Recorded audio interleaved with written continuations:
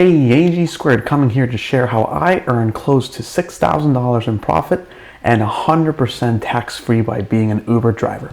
All this without taking on any time away from my main job nor my own business in real estate investment and property management. First things first though, this strategy may not be suited for everyone, so stick around and make that determination for yourself. I'll cover 3 parts in this video. First, my lifestyle. Second, how I drove optimally with Uber. And third, how my profit earnings ended up being tax-free. Okay, about my lifestyle. First, I work an 8 to 5 job in the tech sector where I get to commute to the office 2 out of the 5 days of the week. Second, I drive an electric vehicle, or EV for short, and get to charge for free at my office. Now, my office is roughly a 25-mile drive each way into Atlanta, Georgia.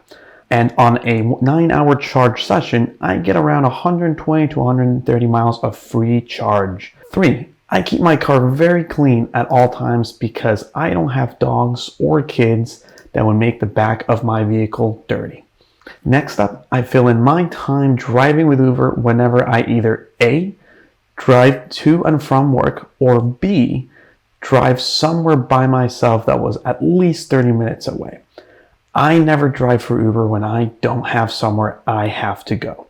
But how did I ensure that I arrived on time to my desired destination, you ask? Great question. That's where Uber's destination filter feature comes into the picture. Lyft also has the same feature. Here, check it out. With the Uber driver app open, click on the top right search icon. Then click on the toggle icon to the right of destination filter. Then type in your desired destination using the search bar at the top. Once you find your destination, click the edit to the right of the arrive by text and select at what time you want to arrive. It's that easy. One thing to note is that the arrival time is typically 1 hour ahead of your current time. So if you need to get somewhere within 30 minutes, I would recommend to open the app 1 hour beforehand and leave it on this select arrival screen until you're ready to begin driving. And the last segment of our video. So how is the $6,000 tax-free, you ask?